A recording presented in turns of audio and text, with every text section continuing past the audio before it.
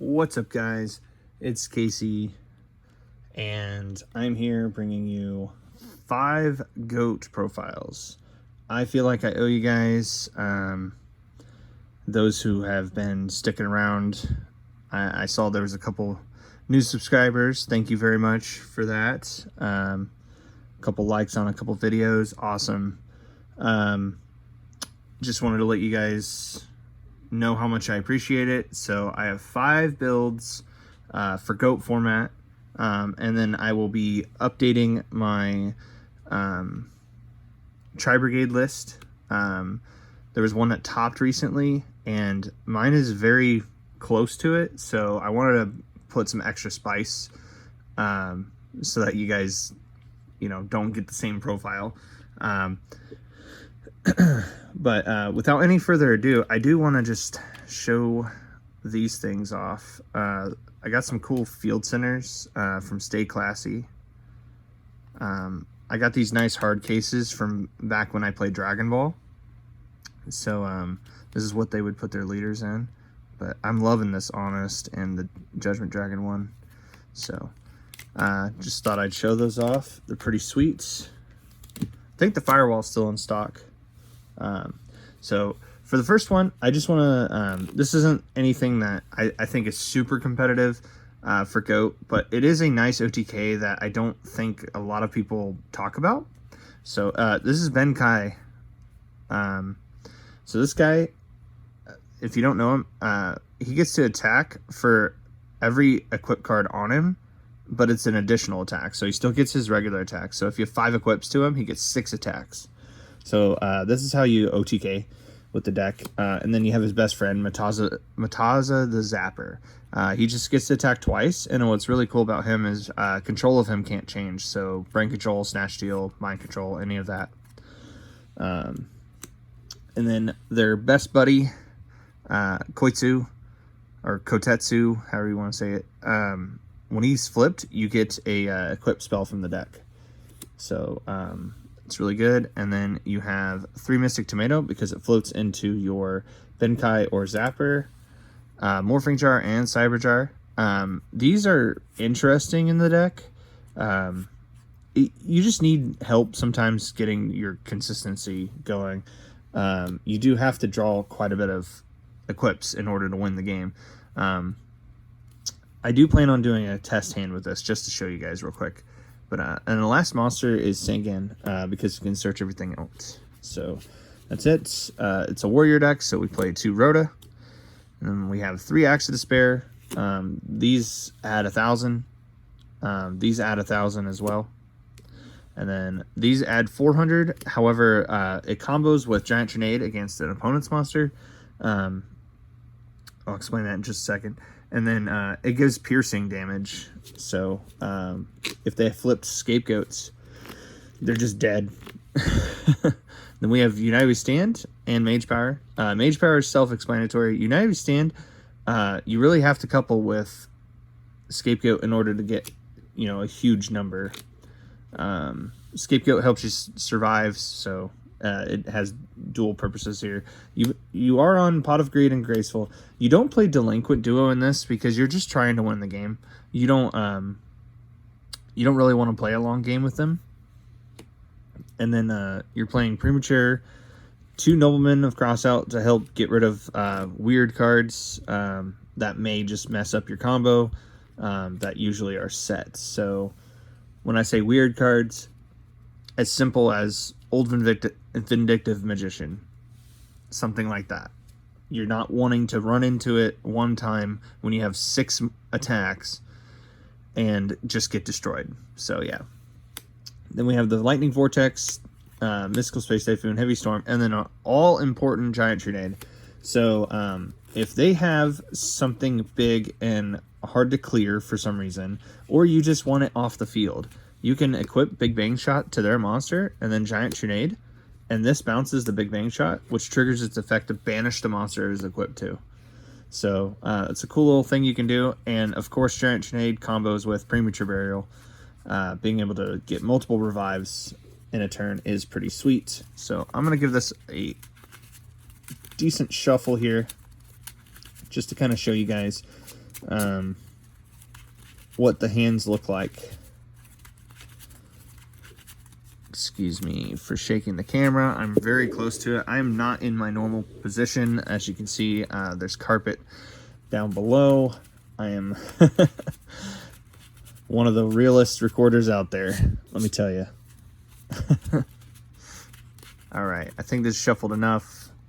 Let's go ahead and draw our cards. Oh, pot of great, always good, right? No, just kidding. Okay, so the idea situation is to go second. So here we go.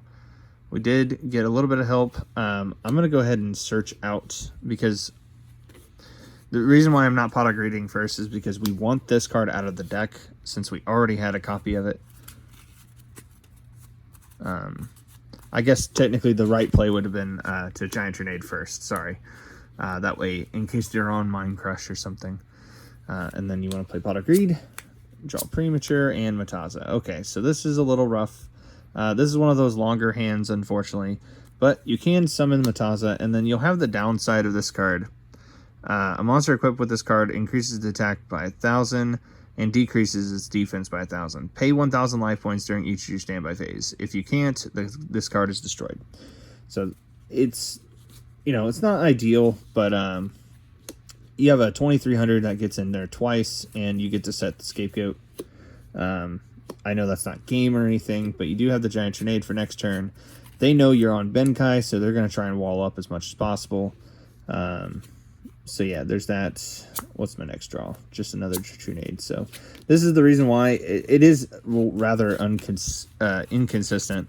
But I tried to optimize the amount of equip cards and the amount of monsters. It's hard to do. And a lot of people just play like traps for the builds that I've been seeing. They literally just play like Threatening Roar, Wabaku, that kind of stuff. But on average, you'll see a equip card. You want to see like 2 to 3 to really make the hand busted. So yeah, this is another longer hand. Just to kind of speed through this. Let me see what kind of hands I can get. I just want to show you guys because it's a fun deck overall. So this isn't like anything impressive, but you could Big Bang Shot their monster, and then Giant Grenade it back to your hand, and then you have a 500, 900, 1900 that attacks 3 times. It's not game, but it's kind of cool. If you feel like you have a turn, if they're a slower deck, you can go ahead and set the Kotetsu and the Mystical Space Typhoon. Let them be the aggressor.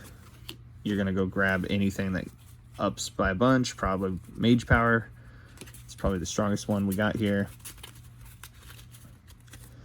Mystical Space Typhoon, any back row. Draw for turn. I got the Nobleman, so if they have anything set, we have that Big Bang Shot play.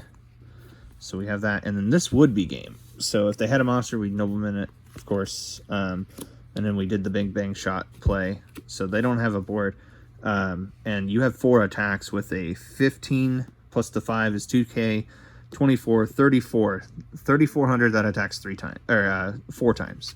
So you can kind of get the picture of what the deck's supposed to do. So I'm gonna go ahead and move on. Any questions? Please comment down below. And if you like any of these deck profiles, please give it a thumbs up. Or if you want to have these like speed run profiles. If you want to keep going with them, let me know. Even for today's meta, just let me know what you guys like. It's much appreciated. For the next deck, I like this one a lot. It's Pac-Man. That's what it's adopted to. Back in the day, for those who don't know me very well, I've been playing since the very beginning. I've taken my breaks in the middle. But I played this format, and I played it as a kid, and so we called this deck flip-flop, mainly because that's what it does. You just flip it up and down. Obviously, this build is going to be a little more optimized, which is why I'm calling it by the most current name, which is Pac-Man. So your draw power is Des Lakuta. If you don't know what it does, it just literally, all these monsters say flip this card face down, and then when they're flipped, like not by an attack, but by you manually flipping them over. They have additional effects. Des Lakota is your draw power. Medusa Worm pops a monster. So does Swarm of Scarabs. And then Golem Sentry is your 18 defender. That also bounces a monster. So it's really cool. And then you have 2 Swarm of Locusts. This is your back row removal. So this can hit that. And so you just play 14 monsters in the deck. And then I'm on 3 My Body as a Shield because Nobleman of Crossout is the bane of this deck. So you really want to be able to do that, and Torrential Tribute. So you want to be able to protect from that. So that's really good. And then I'm on Triple Book of Moon. It's really nice against Genzo or just any weird advantage that they get. And the biggest part about this deck is keeping chainable traps, chainable things that are relevant. Sorry, I just realized my vent was super loud. I'm in my back room, and so I apologize if that was bugging you guys. Anyway, back on track though. You play the 2 noblemen because you want to be able to clear their stuff. How you win is literally by just poking them to death with your 500 attack beaters. Like it's very bad in terms of how it wins, but it's such a control deck that if they actually go the long haul with you, you'll probably go the time and you'll have a leg up. So I know that's weird to say for this kind of a format, but it's true. It's very true. And you have level limit area B. You do want a couple floodgates, even though you want the majority of your stuff to be chainable because of Heavy Storm and Breaker and Mystical Space Typhoon, Dust Tornado, all of that being in the format. And you already pay a lot of life points, so I didn't think Delinquent Duo was good, although I have seen some lists play it. I'm just on Pot of Greed and Graceful for right now. And then you need to play the Mystical Space Typhoon for like weird cards like Royal Decree, or if you're in some sort of a mirror match. I'm on Swords. It's a really good defender. If you're in the mirror match, it kind of makes their plays weird. Because then they have to flip it down and then flip it back up. So like it comes up, it has niche plays. And then I'm on Heavy Storm because again, I just don't want to face anything that is remotely close to what this deck does. So you do need the blowout card in the mirror matches. And then for chainable traps, you're on Threatening Roar. You don't play Thunder of Ruler or Wabaku. Wabaku puts you in a weird position because they have now flipped your monster. So now every time you do the flip-flop, your monster's in attack position, and that's not where you want it to be. Excuse me. Threatening Roar does the job because they're not allowed to attack. They still get their battle phase, and you don't have to be as early as the standby phase like you do with Thunder Ruler. So Threatening Roar is the card. Then you play 3 Compulse because it's chainable, and it's nice to just be able to bounce something that could technically be problematic. I don't exactly know what that is, other than just set monsters your opponent has. So that's usually what I use it for. And then I'm on Triple Solemn Judgment and Double Gravity Bind. And then I actually have a side deck for this one. I have sides for all the decks going forward, just not Benkai. It's not really something you want a side deck for. It's just it's a really cheap OTK deck. So anyway, so I'm on 3 Lava Golem. Lava Golem is helpful in the mirror for one. It's helpful in just any deck that can get 2 to 3 monsters to the board in this format, which I understand is rare, but it's possible. So you just definitely want that, and then you couple it with the Compulse or the Golem Sentry to keep that play going. So it basically stops them from summoning more than 1 monster at a time, which is very manageable. So then we have 3 Prohibition. This is for any blowout cards. If they're on Giant Trunade, you need to stop Trunade. If they're on, any one card that's going to stop you. If you have this card, but you don't have My Body at the time, you can call Nobleman of Crossout, etc. Again, decks like Pac-Man, you just want the removal. These really help in those matchups. And then this is for the one deck, which actually is in this profile, It's the main deck that I'm using right now just because I really find it so fun to use. This is for the Reasoning Monster Gate build. You definitely want to be able to stop them. So that's Pac-Man. Let's go with an oldie. So I played this when I was really young. But this is the additional build. So originally you got to play Witch of the Black Forest and Marauding Captain at 3, and it was Torrential Tribute was at 3. The biggest thing about the deck was you could Marauding Goblin Attack Force, or as we call it, Gaff.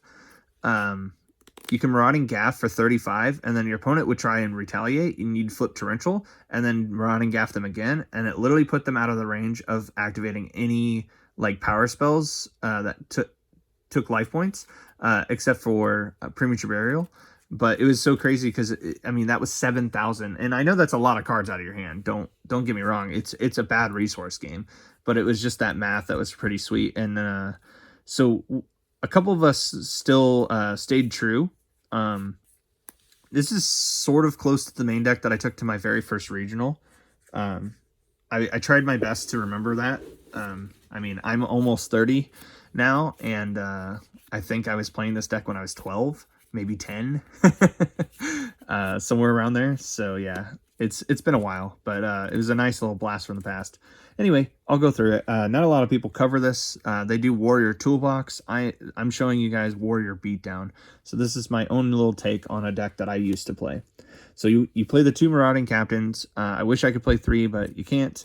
They have a nice little lock if you have both on the field. I think this is why they got restricted to 2, but I couldn't tell you. It's been too long. I think it's just the fact that it brings out any level 4 or lower. Then you play Goblin Attack Force. Yes, you do turn this thing. You're not doing what today's generation does, where you just leave it in attack position and say, hey, you have to deal with my card. Oh no. This is getting in for 23, 90% of the time. Then we were on Spear Dragon because a lot of our local was doing the beatdown thing. So Spear Dragon punished the Goblin Attack Forces of the format and other Spear Dragons. And then they also punished those who were on goats. So that was really nice. And then to round out the Warriors, we have Tudon Zalug. This card's just nuts. You guys probably all know about him. Then you have Exiled Force, Mystic Swordsman level 2. At the time, I was playing Sasuke Samurai or Sasuke Samurai because none of us knew how to say it back then. This is just stronger. That's literally all it does. It just deals with flip effect monsters. It was nice. And then you have DD Warrior Lady, and then some select cards. So Sangan adds your Marauding Captain, your Exiled, anything that you need there. The One Breaker. I only remembered my list from when I had 1 Magician of Faith. I don't think I would be on any more because we are on Nobleman, but I do remember running Tsukiyomi because of, first of all, Monarchs. You could flip Monarchs down and then deal with Monarchs, but also you could flip down your own monsters. It wasn't just Magician of Faith, it was Goblin Attack Force. So if you had Goblin Attack Force and defense, and then you had like a powerful trap, like Sakuretsu, or something to deal with their attack, you can actually on your following turn Tsukiyomi this face down and then flip it up, and then it's a 23 beater again. So I do remember being on Tsukiyomi. I just don't remember my ratios from back then. I know I was on Tribe. Tribe's very powerful. I wasn't on Sinister Serpent though. That was a Game Boy promo at the time. And honestly, for the most of its life, it was a Game Boy promo only. I think actually when it got banned, it was still just a Game Boy promo. I'm not 100% sure. It could have gotten like a super reprint somewhere or something. It's been so long. I'm sorry, guys. Anyway, but you still play the Tribe because it's just so powerful against like goats and just mono decks like the Beast Down. They're all Beast or Beast Warrior. So you have that, and then you could easily just replace this with Sinister. I don't have a whole lot of discarding cards in the deck, but Sinister does seem like it could belong in a sense. But Morphing Jar is just because sometimes you have to just deplete your hand a lot, and your opponent's either just going to be taking it and being up on card economy, or they're going to be down because they're blocking all your stuff. And if they're blocking all your stuff, this is a nice reset for both of you. But if they're up on cards and they were eating all that, and you set this just randomly in the middle of the match, if this gets flipped, you're now in the driver's seat. You just depleted their hand of whatever they were planning, and then now you're back in with five new cards. You play Genzo for back row and burn and all that, so you'll probably never see me do a burn profile just because it's nothing that I like to do. Matter of fact, if you want a burn profile, comment down below. The first person who comments on it needs to get at least 5 likes, and then I guess I'll do a burn profile. I technically own the cards to do it, but I hate burn, guys. It's nothing that I enjoy playing. So anyway, moving on. 2 reinforcements of the army, 2 noblemen of crossout. You have the Pot of Greed, the Graceful, and the Delinquent for this deck. Then you have Mystical Space Typhoon, Heavy Storm, Premature, Snatch Steal. All of these are pretty standard. You don't see stuff like this in Pac-Man because like you're just trying to get rid of their stuff. You're not really focused on like you don't care to take their monster, and like I already mentioned about Delinquent Duo. But yeah, anyway, for this deck, you're just trying to take advantage all the time and then get in with huge hits. 1 main deck, Book of Moon. It's random. I knew I had some in the deck because I remember pairing it with Nobleman of Crossout and Sasuke Samurai. But yeah, anyway, moving on. I put in a Brain Control because I do know I played this. It was basically Change of Heart 2.0. Again, ratios. And then I know I was on United Stand even though I wasn't on Goats because I would equip this to Marauding Captain next to my Goblin Attack Force that had just attacked. Marauding gets a 1600 boost, and without Dark Hole and Raigeki in the format, this was actually pretty strong. So this would be a 2800, and Marauding's effect makes them have to attack him instead of Goblin Attack Force. So anything to just keep your goblins able to attack. So, and then just for your traps, I just went with 6 power traps. I know I played all of these, I just don't know the ratio for like Sakuretsus and Bottomless and stuff, so I just went with 1 of each. But yeah, my memory's a bit foggy on my deck. But yeah, it's 40 cards there. For the side deck, we have a Blade Knight. I know this made it in at some point. Then we have Giant Grenades, Smashing Grounds, more Book of Moon, Royal Decree, because we hate burn.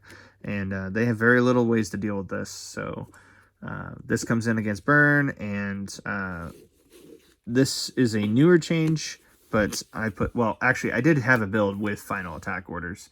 But yeah, so if you don't know what this card does, it forces all the monsters to attack position that can't switch. So Goblin Attack Force and Spear Dragons, they stay in attack position, which is pretty sweet. Which means you can keep attacking with them. But also, it affects the flip-flop deck, or aka Pac-Man, and so does this. Light of Intervention does not allow you to set your monsters. I used this card against the Morphing Jar number 2 deck, and the Book of Moon, Book of Taiyu kind of situation. It doesn't have nearly the amount of cards it does today to be able to flip up and down, but it was still relevant enough to where it bothered me when I played against it. So I did eventually put these in. I don't remember if it was 3 of this and 2 of this or whatever, but this is what I have right now. So that's the Warrior Beatdown deck. And then this is just Chaos hand control. Well, it's not hand control for my opponent. You'll see what I'm talking about. So we have Flip Effect package here. It's kind of like the deck. So these are the flips, darks and lights. Dekoichi just gets you a card, so it's nice. Tsukiyomi to flip them back down. And then your discard outlet. I guess that's what I'm trying to say, is the discards. So it's Chaos discard, if that makes any sense. Night Assailant loops each other, which is pretty nice. So I'm on a bunch of discard cards. If you're on discard cards, you're playing Sinister. This is one of the discard cards. It's nice. A little warrior package. Nothing much to say there. You got your Breaker. You got Sangan, Jinzo, and then just 2 Sork and a BLS. This deck is at 42 cards, and I'm going to tell you right now, you don't need the Reinforcements of the Army. The math at 42 is fine because you have Thunder Dragon and, Pot of Greed, you have draw effects going off. The 42 doesn't ever feel like it's too much, but if you ever wanted to drop it down to 40, this is my suggestion. I just like it because it is the second and third copies of Blade Knight, DD Warrior Lady, and Exiled Force. It's just to help you see them whenever you need to see them. So that's why it's at 42, but this is the 41st and 2nd. Then we have Pot of Greed, Graceful, and Duo. This is the Trinity. It's broken. I think we all know that if you are paying attention to GOAT format. So then 2 Noblemen across out because it's broken. You got your Vortex, another discard card, Snatch Steal, Premature, Mystical Space Typhoon, and Heavy Storm. Now, this is where the deck differs. For traps, you play this awesome card. So this gets to set your opponent back. Back in the day, I used to use this in tandem with Ryza in my Monarch deck, and it really messed people up. Unfortunately, Ryza is not allowed in this format, but anytime you can just set a card back to your opponent, it's super broken because not only do you know what's coming next, but they don't get a new card to out your current board state. So it's pretty cool. And then I'm on 3 Raigeki Break. It's just a cool little discard outlet deck. Yeah. So anyway, and then you have Call the Haunted and Ring of Destruction. Ring we should talk about, I think. And I missed it in the Warrior Beatdown. Ring just helps you steal games. I think a lot of people would already know that, but some decks just don't play it. Ring is very good against Pac-Man as well. And then Ring it has niche applications where you just you're so ahead on your opponent. This is why they had to errata the card. But yeah, you'd be really ahead on your opponent, and then you just flip it up, and then you just win the game because you destroyed your own card. And that was enough damage for game. So anyway, for the side deck, I went really heavy on the traps so that you can switch up the deck. So Mirror Force and Torrential. If your opponent realizes you're not on these cards, they're going to overextend, and then you can side deck these and punish them for overextending. So that's really nice. Just some back row hates. Anytime I'm going first, really, I like to side these in. You don't want to main them. It's just if you're facing burn or something, you're never going to pop this off. You're just going to see your demise. So there's that. And then I'm on Triple Return. So if your opponent's playing a deck that's aggressive, this card will help you steal the game back from them after you've banished for Chaos cards or DD Assailant. This is another reason why Reinforcements in the deck, Reinforcements of the Army, sorry, or Rhoda, whatever you want to say. DD Assailant, being able to bop into something and then return it later is really good. And then I'm on 3 Jujus. So Juju is broken in a sense of your opponent's never going to put you on it. So I've had so many times where if a BLS is Blackluster Soldier, Envoy of the Beginning, whatever you guys want me to say, whenever they're going in for game and you had just set a monster and that's it, if they don't have any way to repeat it like Tsukiyomi or anything, they're not banishing this. They're going to attack for game. And so when they attack, this will put it on top of their deck. Now you know it's coming and you can prepare for it. But ultimately, when you're pairing this up, I need to give you an exact matchup. So this is for beatdown decks, period. Beast down, any of that. Even if they're on skill drain, because you can destroy the skill drain. But anyway, this in tandem with Phoenix is just broken. It sets them back 2 turns. And if you're doing that in this meta, you've just won the game. You can't really deal with 2 turns of setback in GOAT format, in my opinion. So yeah. Anyway, it's just a really cool deck. And then the one we've been waiting for. This is what I'm currently playing. I don't have the entire extra deck for it, unfortunately, but I do have the main deck, thankfully. So I am on one Sinister, even though it's kind of odd, but it comes up where it's necessary. And then you're on 2 Sacred Crane. Whenever this is special, you get to draw a card, so pretty good. 2 Air Knights and a Jinzo. And then you have your Dark Magician of Chaos and triple Chaos Sork, because you want to at least draw one of these to get your Dimension Fusion going. And then Blackluster Soldier. That's it. That's all the monsters. And then you're on triple Reasoning, triple Monster Gate, and triple Dimension Fusion, because this card is busted. So this is another OTK strategy. And you couple this with Metamorphosis for some pretty cool tricks. And then Scapegoats for your defense. Book of Moon for, well, it's a mid-range card. Then you have Pot of Greed and Graceful. You do not need Delinquent Duo in this. Again, you're not trying to play a long game. And then you have Mystical Space Typhoon, Heavy Storm, Snatch Steel, Premature. Sorry for that. Triple Dust Tornado. So there's Awkward Hands, and you're going to want the out to the trap. So whatever they have back there, most decks do not set more than 1 to 2 at a time because of Heavy Storm and Giant Tornado being in the format. I was originally testing out Giant Tornado, and I just felt like Dust Tornado worked better.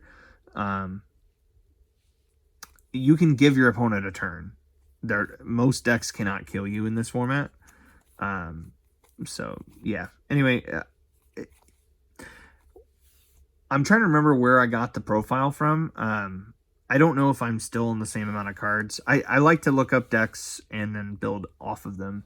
So this could definitely be around the same, if not the exact same as one of the profiles. I couldn't tell you who, unfortunately. But it would have just been a deck I saw from a while back. And then, of course, you have the Ring. Ring's really risky in this deck. But I figure if you're only paying your 2,000, or if you even paid it twice, you can still take your 28 off of your Dark Magician of Chaos. You can actually take any of the damages off of these cards, and you'd still win the game. So that it's just risky because like you can't draw it later. Like if the game goes long, it'll be dead, because you're going to have to activate Dimension Fusion. The one bad thing about Dimension Fusion is that you play... if you play another deck that banishes, which that's why we have a side deck. So anyway, cool goat tokens with the cool sleeves. And then we have... This is just a mock extra deck, but you got to have 3 restrict. Darkfire. Darkfire is a dark... and you have Sacred Crane that goes into it, and this is a light, so that's the only reason why it's there, just to help get a chaos package going. Level 5s for your Air Knight. This is the best one.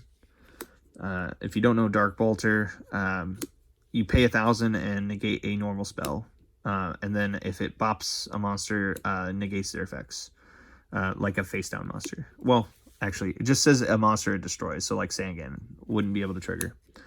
Ryu Senshi.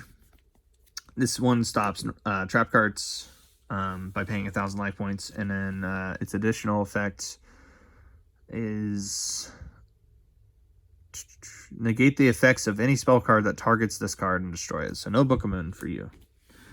Then you have Darkblade to counteract their